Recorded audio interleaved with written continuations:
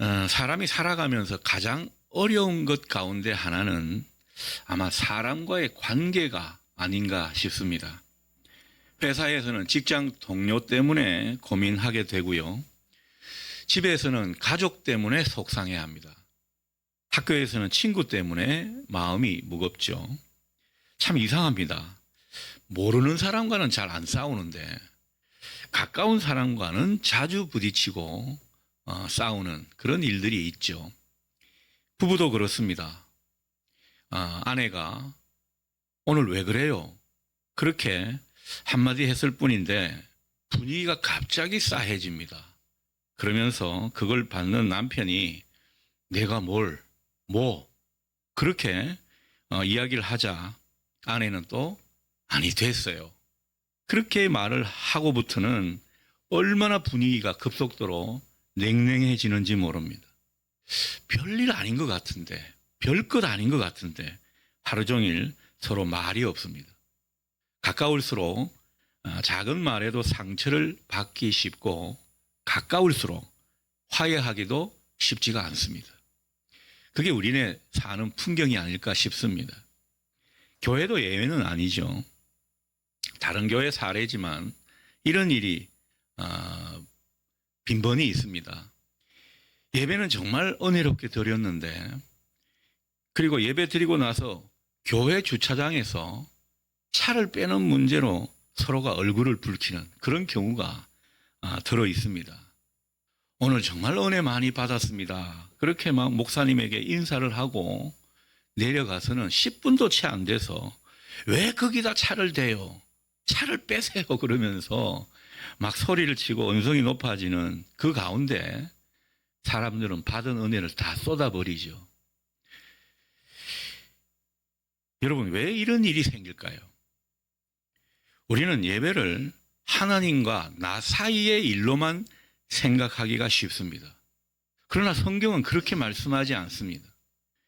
예배는 하나님과의 관계뿐 아니라 사람과의 관계도 회복시키는 그런 자리라고 말씀하는 것입니다. 여러분, 하나님과 화목한 사람은 사람과도 화목하게 되는 것입니다. 오늘 우리가 나눌 화목제가 바로 그 사실을 보여줍니다. 우리가 지금 지난 시간 레위기에 나오는 5대 제사 중에서 지금 번제를 다루었고요. 그 다음 뭐죠? 소제를 다루었습니다. 오늘은 화목제입니다. 이 제사법을 하나님이 사람들에게 알려준 때는 지금부터 한 3,500년 전, 아주 오래전에 이런 제사법을 가르쳐 주셨고, 그리고 예수님 오기 전에는 이런 제사를 드렸습니다. 예수님 이후에 이제 제사법이 달라지게 된 것이죠. 자, 화목제는 하나님께 감사하면서 하나님과 화목을 누리는 그런 제사라고 볼 수 있겠습니다. 화목제의 제물은 뭐가 쓰였는가? 소나 양이나 염소 다 괜찮았습니다. 암, 수컷 모두 드릴 수가 있었습니다. 흠이 없는 것만 골라서 그렇게 드렸다고 합니다. 그리고 제사를 드리는 사람은 8절 말씀에서 보듯 제물의 머리에 안수한 뒤에 회막문에서 그 제물을 잡았습니다. 예배 드리는 사람이 제물을 잡은 거죠. 그리고 제사장은 그 피를 받아가지고 제단 사방에 뿌렸습니다. 그리고 9절 하반절에서 10절에서 보듯 제물 가운데 가장 기름진 부분인 내장의 기름과 콩팥, 간에 덮인 꺼풀 이런 것들을 떼어내서 하나님께 올려드렸습니다. 그래서 하나님께서 아주 받으시는 향기로운 제사가 되도록 그렇게 했다라는 거죠. 자, 이렇듯 화목제는 하나님께 드릴 부분을 먼저 구별한 뒤에 하나님 앞에 드리고 나머지는요, 제사장과 제사를 드린 사람, 그 가족이 함께 나누어 먹는 그런 제사법이었습니다. 번제처럼 모두 불태우는 그런 제사가 아니었습니다. 하나님 앞에서 함께 기쁨과 감사를 나누는 그런 제사가 바로 화목제사였습니다. 자, 여기서 중요한 것이 있습니다. 오늘 본문 앞 5절을 보면 화목제는 번제물 위에 드려졌습니다. 그러니까 화목제는 번제 다음에 드려진 것입니다. 여러분, 이 순서가 중요합니다. 하나님과의 관계가 먼저고 사람과의 관계는 그 다음이라는 뜻이 되겠습니다. 번제는 전적으로 하나님 앞에 다 태워서 드리는 거지 않습니까? 나를 드리는 것이거든요. 내 전부를 불살라서 하나님께 드린다는 그런 의미가 담겨 있다 보니까 하나님 중심이었습니다. 그런데 화목 제사는요, 하나님을 그렇게 먼저 한 뒤에 그리고 사람과도 함께 하라는 그런 의미를 내포하고 있는 것입니다. 여러분, 우리는 하나님과 먼저 바르게 서야 사람과도 바르게 설 수 있습니다. 반대로 말해서 사람과 바른 관계가 되지 못하면 어쩌면요, 하나님과 바른 관계가 아니기 때문에 그런 모습이 있을 수 있습니다. 하나님과 멀어진 사람이 사람하고만 잘 지내려고 하면 그것은 오래 가지를 못합니다. 그러나 하나님과 화목한 사람은 하나님과 화목해져 있는 그런 상태가 되면 우리는 다른 사람을 이해하고 품을 수 있는 힘을 얻게 되는 것입니다. 여러분, 우리 경험치가 이런 것들이 다 있습니다. 우리가 하나님 앞에서 막 마음이 무너지고 정말 진정한 회개가 일어나고 그 가운데 하나님께서 큰 은혜를 경험하게 해 주시면요, 그 다음부터는 우리 마음이 얼마나 넓어지는지 모릅니다. 그래서 다른 사람, 이해하지 못할 사람도 더 이해하게 되는 겁니다. 예전에는 전혀 내 마음으로 받아주지 못했던 사람도 마음이 열려서 받아주게 되는 것이죠. 용서할 마음이 생깁니다. 양보할 마음도 생기는 것입니다. 하나님께 받은 은혜가 다른 사람에게 흘러가게 되는 그런 모습을 보이는 것입니다. 그래서 화목은 언제나 하나님께 드리는 예배에서부터 시작되는 것입니다. 그래서 예배가 그렇게 중요한 것입니다. 또 하나 우리가 생각해 볼 것은 하나님께 드리는 부분입니다. 자, 하나님께서 오늘 뭐를 받으시는 건가요? 주로 보면 내장의 기름입니다. 기름과 콩팥, 그 사이에 붙어 있는 모든 기름들을 구별해서 하나님께 드려라, 그렇게 말씀을 하고 계십니다. 자, 그러면 그런 생각이 들죠. 아, 하나님은 고기 중에서 마블이 있는 걸 좋아하시나? 지방을 좋아하시나? 그러면 하나님께 지방 드리고 우리는 살코기 먹으면 되겠네. 뭐 그렇게 좀 생각할 수도 있겠지만은, 자, 여기서 의미가 중요합니다. 당시 기름은요, 가장 좋은 부분, 가장 귀한 부분을 의미했던 것입니다. 그래서 하나님께는 최고의 것을 먼저 드릴 줄 아는 그 믿음이 바로 예배자의 믿음인 것입니다. 그게 하나님께서 기뻐하시는 예배의 모습이라는 거죠. 여러분, 하나님께 내 귀한 것을 드릴 줄 아는 그 믿음으로 예배를 드리실 수 있는 여러분 되시기를 축복합니다. 특히 양의 기름을 떼는 일은 굉장히 번거로운 일이었습니다. 뭐 소와 염소, 그리고 그 사이에 우리가 읽었던 본문은 양에 대해서, 양의 제물에 대해서 취급을 하고 있는데 내용은 거의 대동소이합니다. 소와 양과 염소. 그런데 양의 내용을 보게 되면 이 기름을 떼는 일을 굉장히 자세하게 기록해 놓고 있습니다. 이게 쉬운 일이 아니라는 거죠. 번거로운 작업이었습니다. 그러나 바로 그 수고 속에서, 그렇게 수고하고 애쓰는 모습 속에서 하나님을 향한 순종이 드러나게 되는 것입니다. 여러분, 우리는 신앙함에 있어서 너무 편한 것을 추구할 때가 많습니다. 쉽게 예배드리고 쉽게 신앙생활 하려고 하는 경향이 있습니다. 그러나 신앙은 꼭 편한 것만이 아닙니다. 하나님께서 말씀하시면 조금 번거롭고 손해보고 희생이 되는 것 같아도 순종하는 것이, 그게 참 신앙인 줄 믿습니다. 여러분, 피곤해도 예배 자리에 나오는 것이고요. 그리고 시간을 떼어서 우리가 봉사하는 것이고요. 내 아까운 것, 내 귀한 것을 하나님께 구별하여 예물을 드리는 것이고요. 내 시간을 내어서 누군가를 섬기는 것입니다. 여러분, 이게 참 신앙이에요. 편하게만 하는 것이 신앙이 아닙니다. 세상은 우리가 하나님 앞에 이런 모습으로 신앙하는 것, 그걸 손해라고 말할지 모릅니다. 그러나 하나님은 그것을 예배라고 부르시는 것입니다. 화목제는 하나님께서 기뻐하시는 것을 먼저 드리고 그 나머지를 가지고 하나님의 은혜를 느끼면서 나누는 제사였습니다. 그래서 하나님과의 화목이 반드시 사람과의 화목으로 이어지는 것을 하나님은 이 제사법을 통해서 말씀해 주고 있습니다. 진정한 예배는요, 하나님과 소통이 되는 예배일 것입니다. 하나님과 소통이 되는 가운데 사람과도 소통이 돼야 그게 진정한 예배라고 볼 수 있겠습니다. 예수님도 율법을 한마디로 말씀하실 때 뭐라고 말씀하셨습니까? 하나님 사랑이고 이웃 사랑이다.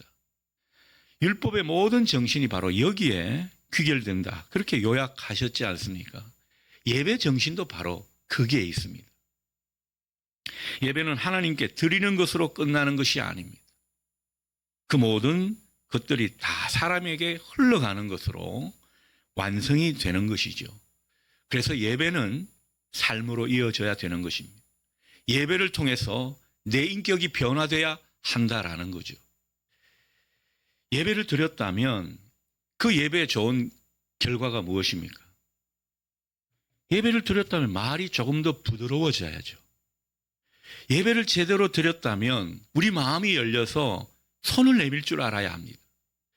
예배를 제대로 드리게 되면 상대를 품을 힘을 얻게 되는 것입니다. 이게 진정한 예배 모습이라는 거죠. 자, 그런데 우리는 가끔 예배와 삶을 따로 생각할 때가 많습니다. 예배 가운데서는 아멘을 크게 하는 그런 모습이 있지만은 집에서는요, 가족에게 짜증내고 곧잘 심술을 부리는 그런 모습이 있을 수 있습니다. 그러면 안 믿는 가족이 뭐라고 생각하겠습니까? 아니, 저 인간은 교회 예배 잘 드리고 와서 왜 저러나?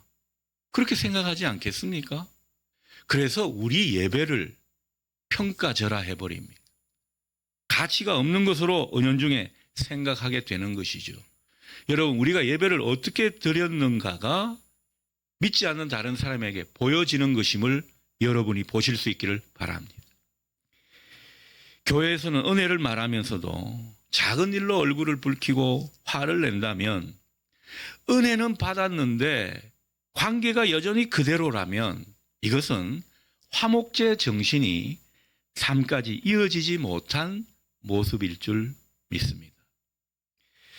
그래서 예수님도 이 부분을 중요하게 말씀하셨죠. 마태복음 5장 23절에서 24절 말씀입니다. 우리 화면을 보고 다 함께 읽어보겠습니다. 시작. 그러므로 예물을 제단에 드리려다가 거기서 내 형제에게 원망 들을 만한 일이 있는 것이 생각나거든 예물을 제단 앞에 두고 먼저 가서 형제와 화목하고 그 후에 와서 예물을 드리라. 아멘. 지금 예수님이 말씀하시는 것은요, 예배보다 화해가 더 중요하다, 이런 말씀이 아닙니다. 예배가 중요하죠. 그러나 그 예배가 진짜 예배라면, 진정한 예배를 하나님께 드렸다면 반드시 화해로 이어져야 한다는 말씀이 되겠습니다. 하나님은 제단 위에 예물보다 예배자의 마음을 더 보시는 것입니다. 그러므로 누군가를 미워한 채 예배를 반복하는 것은 하나님께서 원하시는 모습이 아닙니다.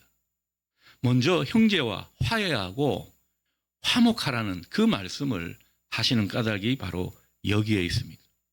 자, 그래서 우리 교회도 예배 안에 서로 축복하고 함께 기도하고 그리고 감사와 위로를 나누는 그런 시간을 소중하게 생각하는 것입니다. 저는 목회 철학이 여기에 좀 집중되어 있다고 해도 과언이 아닙니다. 여러분, 예배는 혼자 은혜 받고 돌아가는 것이 아닙니다. 예배는 하나님과 우리 사이의 문제만도 아닙니다. 예배를 통해서 서로 위로해주고 기쁨을 함께 나누고 그리고 진정 다른 사람을 축하해 줄 수 있는 그런 마음의 자리로 확장되는 것이 예배자의 마음인 것입니다. 동역자의 짐을 함께 나누는 것, 다른 사람의 그 근심과 슬픔, 짐을 볼 수 있는 그런 안목으로 서로가 함께하는 것, 이게 예배 정신이고 참된 교회의 모습인 줄 믿습니다. 오늘 하나님은 그것을 우리에게 당부하시는 것이죠. 그래서 화목제 정신은요, 예배 자리, 예배당 안에서 끝나지를 않습니다. 예배는 계속 이어지게 됩니다. 우리가 예배 후에 식탁의 교제를 나눌 때도, 또 구역 모임이나 소그룹을 가지게 될 때도, 우리가 주님의 이름으로 봉사하는 자리에서도, 그리고 어려운 이웃을 향한 섬김의 자리까지 예배는 이어지는 것입니다.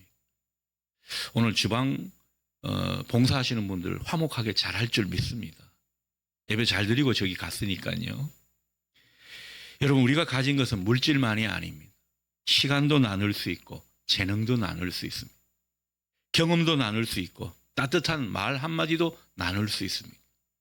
주님은 우리에게 주신 여러 은사를 가지고 나누라고, 그것이 진짜 예배자의 모습이라고 오늘 우리에게 말씀하시는 것입니다. 오늘 우리가 드리는 화목제의 삶이 바로 이런 것이라고 할 수 있겠습니다. 여러분 모두가 화목제의 삶을 사시는 이 은혜가 있기를 소원합니다. 자, 그런데 우리가 한 가지 놓쳐서는 안 되는 것이 있습니다. 화목 중요하죠. 화목에 힘쓰는 것, 우리에게 받은 사명이고 도리인 줄 우리가 잘 압니다. 근데 이게 힘들어요. 잘 안 됩니다. 여러분, 화목은요, 우리 힘으로 만들어내는 것이 아닙니다. 아무리 마음먹어도 용서가 안 될 때가 있지 않습니까? 저도 한동안 가족 중에 누군가 용서가 안 돼가지고 정말 오랫동안 보지 않은 경우도 있습니다. 먼저 손 내밀고 싶은데 이 자존심이 허락하지 않은 그런 때도 우리에게 있습니다. 우리가 왜 그런 완고한 경향이 있을까요? 우리 안에 죄성이 있기 때문입니다. 여러분, 우리는 본디 이 죄성이, 악한 본성이 우리 속에 있음을 인정해야 할 것입니다. 그래서 사람과의 그 화목이 잘 안 되는 겁니다. 심지어 하나님과의 화목도 잘 안 되는 것이죠. 하나님과의 화목도 사람과의 화목도 결국은 무언가가 필요합니다. 그게 뭡니까? 희생입니다. 그래서 하나님은 동물의 피를 요구하신 것입니다. 동물이 사람 대신에 희생을 하게 된 것이죠. 그 희생의 피가 있어야만 하나님과 화목하게 되었고 사람과도 화목으로 이어지게 된 것입니다. 그래서 화목제에도 반드시 피가 필요했습니다. 그래서 8절 하반절처럼 제단에 제물에 피가 뿌려지는 이런 어떤 장면을 연출한 것입니다. 그 피를 통해서 하나님과 죄인이 화목하게 되는 것임을 가르쳐 준 것이죠. 피 흘림 곧 희생 제사가 없으면 화목이 이루어질 수 없는 것입니다. 자, 그런데 구약의 화목제는 그냥 구약 시대로 끝이 난 게 아닙니다. 구약의 모든 화목제는요, 다 신약의 예수 그리스도를 바라보고 있는 것이었습니다. 예수님께서 십자가에 친히 우리의 화목 제물이 된 것을 여러분 보실 수 있기를 바랍니다. 예수님께서 십자가에 달려 돌아가신 것은 영원한 제사였고요, 단 한 번으로 하나님께서 그 제사를 우리에게 허락하신 것입니다.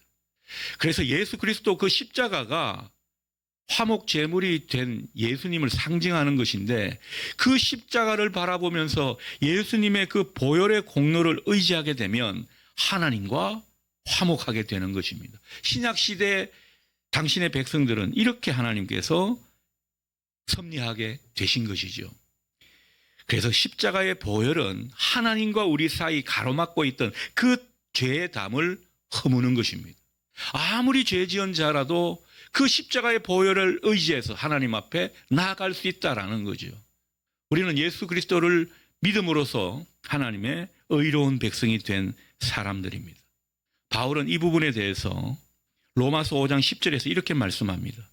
우리가 원수되었을 때 그의 아들의 죽으심으로 하나님과 화목하게 되었다. 여러분, 이 사실을 믿습니까? 이 사실을 믿습니까? 이거는 너무나 중요한 진리입니다. 하나님과 화목하게 되었다라는 거죠. 우리가 먼저 하나님을 찾아간 것이 아닙니다. 하나님이 먼저 우리를 찾아오셨습니다. 그래서 은혜라는 거죠. 예수 믿는 것이 이렇게 은혜인 것입니다. 우리가 예수를 믿은 게 아니에요. 하나님이 예수 그리스도를 우리에게 선물로 주신 것입니다. 우리가 먼저 손을 내밀었습니까? 아니요. 예수님께서 십자가에서 먼저 두 손을 우리에게 벌리셨습니다. 그래서 우리를 맞아주시겠다고.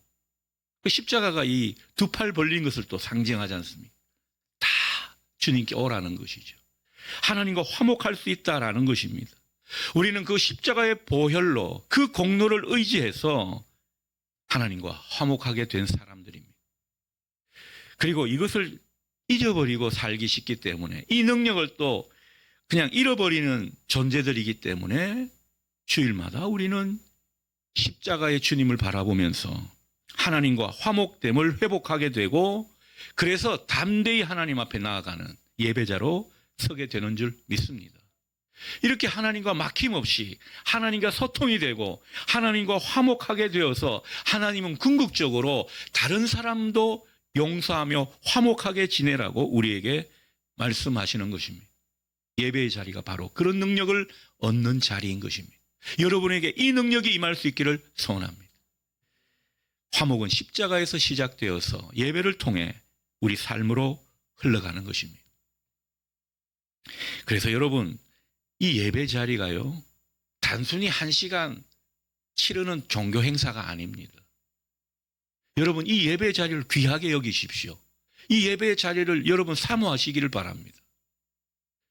그간 조는 분이 있으면 이 조름마귀를 좀 없애라고 좀 하나님께 부르짖으면서 애원하시면서 이 예배의 자리를 제대로 지키십시오.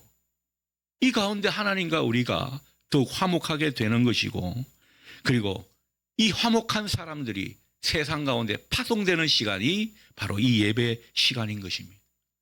여러분, 예배를 잘 드렸다는 것은 찬양을 크게 불렀다는 뜻이 아닙니다. 아멘을 잘했다는 그런 뜻이 아닙니다. 설교 말씀을 잘 기억했다는 그런 뜻도 아닙니다. 예배를 잘 드렸다는 것은 그것은 한 사람을 내가 더 이해하게 되었다. 한 사람을 더 품게 되었다. 한 사람을 더 사랑하게 되었다. 그런 뜻이 되겠습니다. 예배의 은혜는 반드시 서로의 관계를 바꾸어 놓을 줄 믿습니다. 이 믿음이 있기를 소원합니다. 한 목사님이 들려준 이야기입니다. 두 형제가 사소한 오해 때문에 몇 년 동안이나 서로 말을 하지 않고 그냥 어르렁대는, 아니 어르렁대다가 이제는 아주 냉전으로 그렇게 치달은 형제 사이가 있었다고 합니다. 뭐 원수도 아니고 명절에도 부모님 생신에도 서로 얼굴을 보지 않습니다. 얼굴을 마주칠까 싶으면 얼른 얼굴을 돌려버리는 형제 사이인데 말이죠. 자, 그런데 어느 주일 형이 예배를 드리는데 설교 중에 오늘 우리가 읽었던 예수님 말씀이 그 마음을 찔렀습니다. 먼저 가서 내 형제와 화목하라. 이 말씀이 자기한테 꽂혔던 모양입니다. 예배를 마치고 집으로 돌아가는 길에 이 말씀이 뇌리에서 떠나질 않습니다. 얼마나 마음을 찌르는지 모릅니다. 그래서 여러 번 망설이다가 결국 며칠 뒤에 동생에게 전화를 걸었습니다. 미안하다, 동생아. 이제 우리 그만하자. 내가 잘못했다. 그렇게 말을 하자마자 그 동생이 기다렸다는 듯이 울먹이면서 형, 나도 그 말을 기다리고 있어서 내가 미안해. 내가 잘못해서. 그렇게 서로 화답을 하는 겁니다. 몇 년 동안 막혔던 관계가 이 두 마디 말로 서로 풀리게 된 거죠. 하나님의 은혜가 아닐 수가 없습니다. 나중에 형은 이렇게 말했습니다. 그날 주일에 저는 예배를 드린 것이 아닙니다. 그날 저는 비로소 예배를 살았습니다. 얼마나 울림이 있는 표현인지 모릅니다. 여러분이 예배를 사는 예배자 될 수 있기를 축복합니다. 예배는 예배당 안에서 끝나는 것이 아니라 우리 삶에서 완성되는 것입니다. 사랑하는 성도 여러분, 화목은요, 하나님께서 우리에게 주시는 큰 복입니다. 이 화목이 얼마나 큰 복인지 모릅니다. 여러분 그렇잖아요. 이 가족과 아니 부부 사이가 다투고 불화하는, 서로 냉랭해져 있는 그런 마음 가운데서는 아무리 좋은 것을 먹어도 맛있질 않지 않습니까? 아무리 귀한 것을 누려도 행복하지를 않아요.